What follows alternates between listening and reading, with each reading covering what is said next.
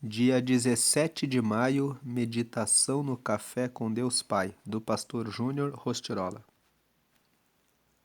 Seja otimista. Então Caleb fez o povo calar-se perante Moisés e disse: Subamos e tomemos posse da terra. É certo que venceremos. Mas os homens que tinham ido com ele disseram: Não podemos atacar aquele povo. É mais forte do que nós. Números capítulo 13, versículos 30 e 31. Essa passagem que nós acabamos de ler revela o momento em que Caleb se levanta diante do povo e diz para todos eles que Deus tinha prometido aquela terra de Canaã. Canaã era um território que Deus tinha prometido para o povo de Israel.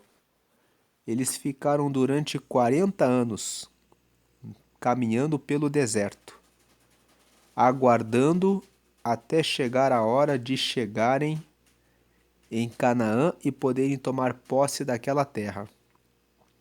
Moisés, que era o líder do povo de Israel, enviou 12 homens para que fizessem a verificação daquelas terras. Aqueles 12 homens voltaram e a Bíblia conta que Josué e Caleb foram otimistas. Eles disseram: a terra é muito boa, mas os outros 10 ficaram prestando atenção na altura dos homens que moravam naquelas terras. Eles olharam a altura dos homens e disseram: somos muito pequenos diante deles. Vamos perder essa guerra. Então vem Caleb e diz no meio do povo isso que nós lemos aqui. Vamos ler aqui mais uma vez esse versículo. Então Caleb fez o povo calar-se perante Moisés e disse: subamos e tomemos posse da terra. É certo que venceremos. Mas os homens que tinham ido com ele disseram: não podemos atacar aquele povo. É mais forte do que nós. Então vamos ler aqui o devocional de hoje. O período de 40 anos que o povo de Deus peregrinou pelo deserto rumo à terra prometida teve mais a ver com murmuração e incredulidade. Eles não estavam prontos para entrar na terra prometida.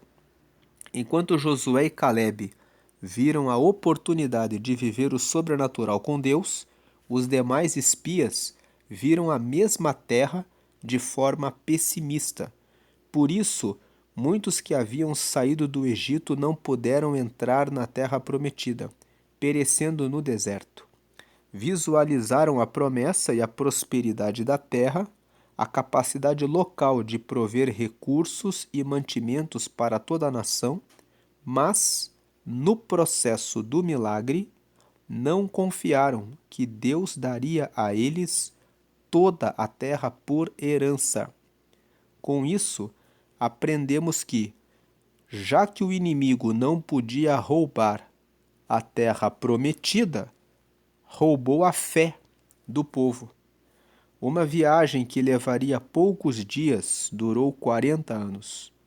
Já vi muitas pessoas receberem promessas de Deus, mas no momento de o milagre se concretizar, a falta de fé no impossível fez que a verdade de Deus ficasse pelo caminho. Você já recebeu uma palavra do Senhor e depois pareceu que eram apenas palavras soltas ao vento? Uma promessa só deixa de ser promessa quando tocamos o sobrenatural com nossa fé e ousadia. Acredito que Deus gosta de ver pessoas ousadas diante dele. Não significa pôr o Senhor contra a parede, mas ter a certeza de que, se foi Deus quem prometeu, deve-se aplicar fé, ter ousadia, cumprir com a responsabilidade, pois tudo que depender de Deus será cumprido. Não deixe as promessas do Senhor para você perecerem e escaparem por entre os dedos. Seja confiante. Neste dia, enfrente os desafios com fé e conquiste a sua vitória.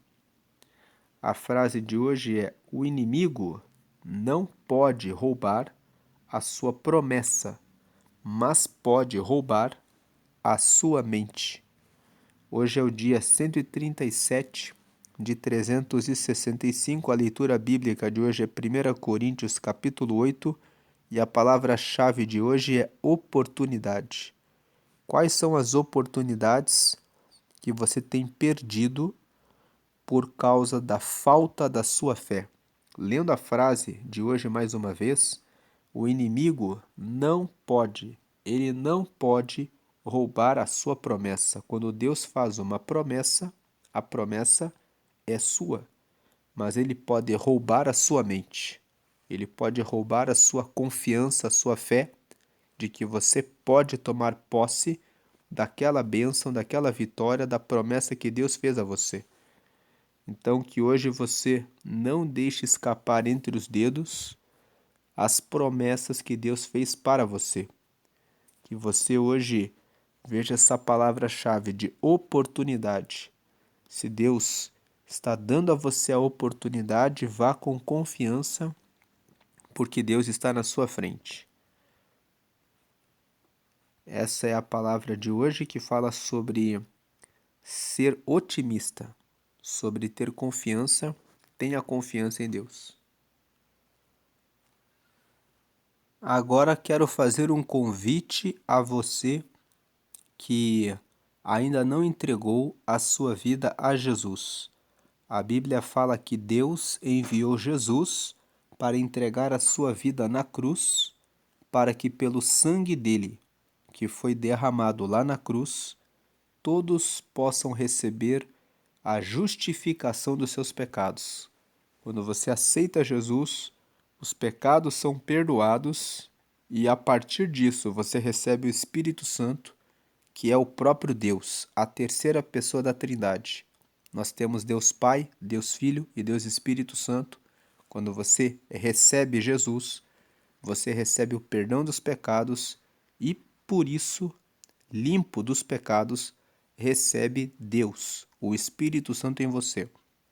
E a partir disso, o seu nome é escrito no céu, num livro que se chama o Livro da Vida. Esse livro será aberto no dia do julgamento final. Todos os que estiverem com o nome nesse livro serão salvos, entrarão diretamente nos céus. Então, se você quer entregar a sua vida para Jesus, receber o Espírito Santo, tornar-se filho, filha de Deus e ter o seu nome registrado no céu, no livro da vida, e resolver seguir o caminho dele a partir de hoje, para andar em um caminho de santidade. Santidade é a separação do mundo. Então, ligue o seu pensamento com Deus e faça essa oração comigo. Diga: Senhor Jesus, eu te aceito como meu único Senhor e Salvador. Perdoa meus pecados e me dá o teu Espírito Santo para me guiar até o céu. Escreve meu nome no livro da vida. Em nome de Jesus. Amém. Agora que você recebeu Jesus, procure uma comunidade de fé ou uma igreja que prega que somente Jesus salva, que somente Jesus recebe as nossas orações. Ore sempre somente em nome de Jesus. Foi Ele que morreu por nós, Ele ressuscitou dentre os mortos, Ele está à direita de Deus, ouvindo todas as orações e intercedendo por todos os que clamam a Ele diante do Pai. Participe dos cultos de oração. A oração é uma conversa sincera e aberta com Deus. Reserve um local na sua casa para que você ore diariamente. Ao despertar, diga: Senhor, o meu dia pertence a ti. Ao deitar, diga: Senhor, obrigado por esse dia. E ore a Deus apresentando a sua vida e a da sua família para que Deus ajude e esteja na sua frente, orientando, guiando e conduzindo os seus passos. E tenha fé que Ele é Deus e pode fazer o sobrenatural.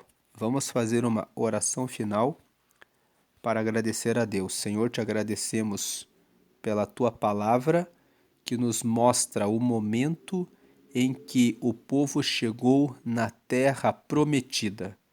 O Senhor fez uma promessa. Eles eram escravos no Egito, trabalhavam e eram muito explorados. E o Senhor fez uma promessa: eu vou tirá-los daqui e vou levá-los para uma terra prometida, que mana leite, que mana mel, que tem muitas uvas, que tem muito alimento e muita prosperidade.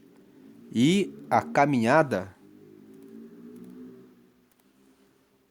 durava 4 dias, mas o povo murmurou, reclamou.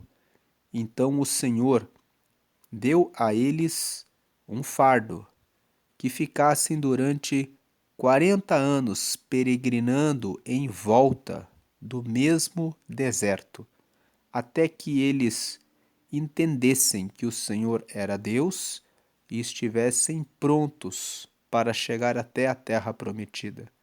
Quando eles chegaram na terra prometida, o Senhor ordenou que Moisés separasse 12 homens para que vissem a terra.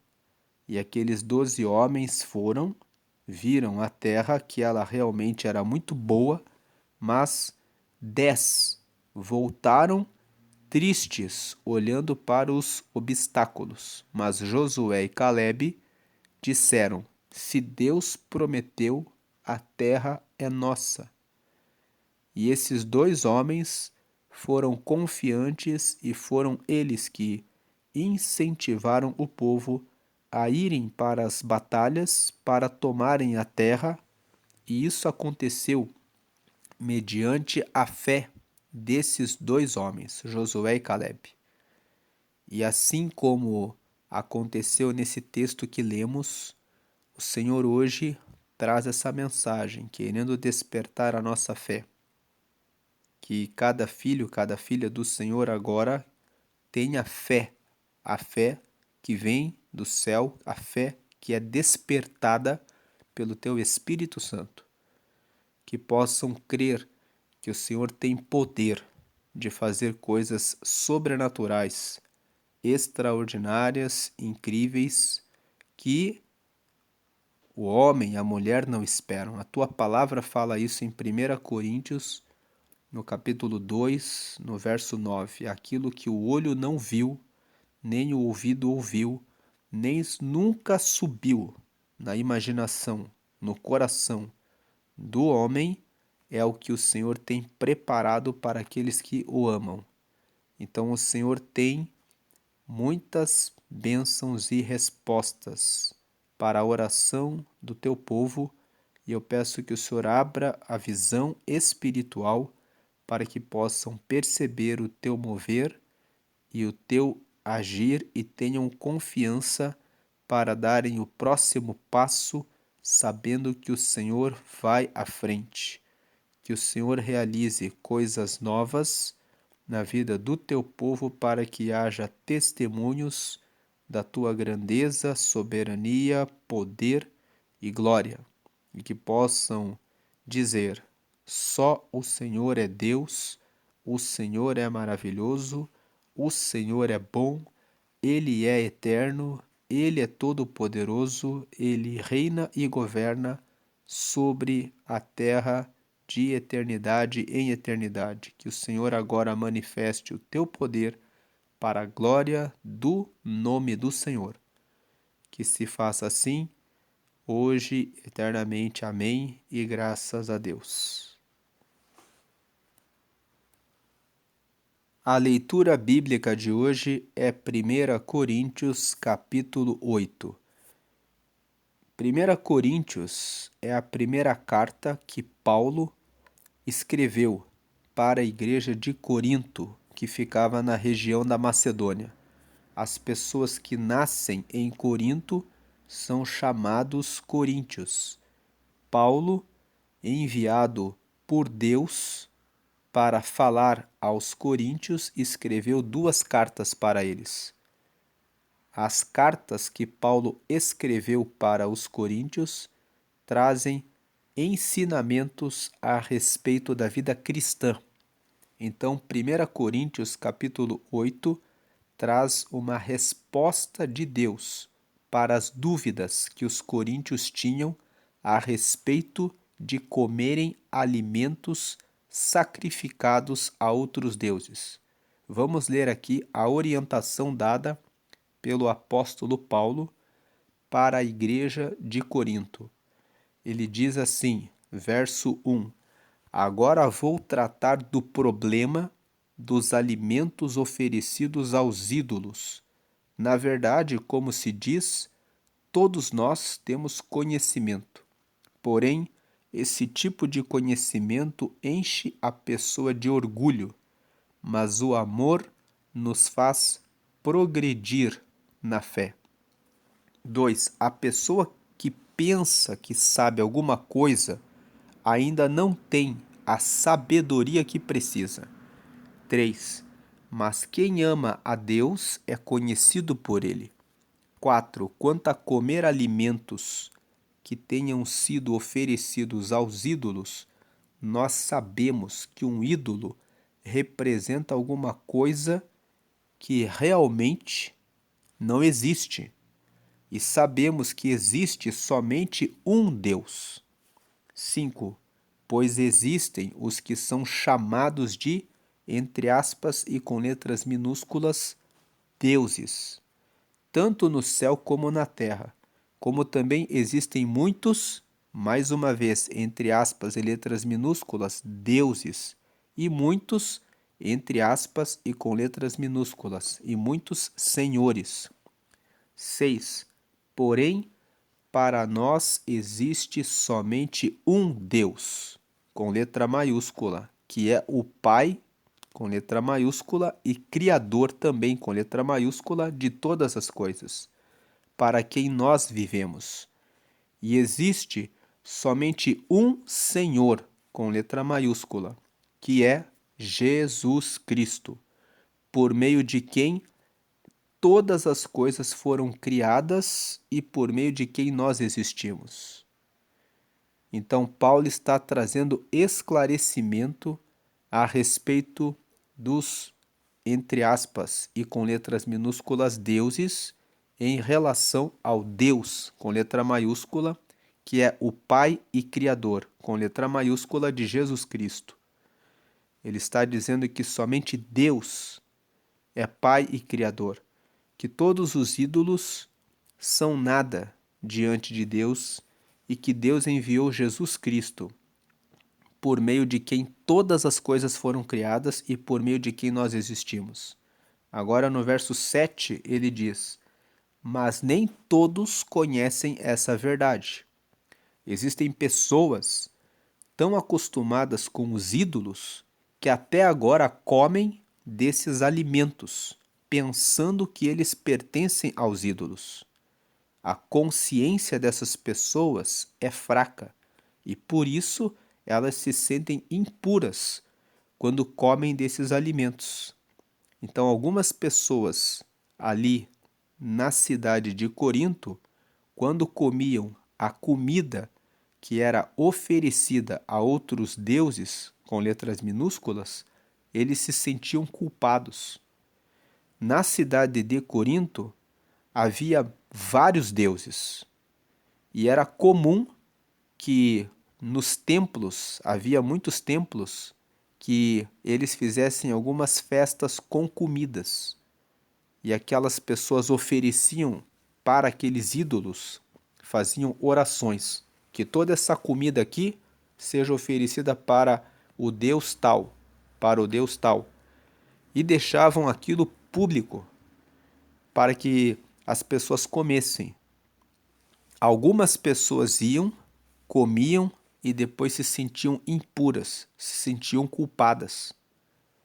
Então, verso 8: não é esta ou aquela comida que vai fazer com que Deus, com letra maiúscula, nos aceite. Nós não perderemos nada se não comermos, e não ganharemos nada se comermos desse alimento. 9.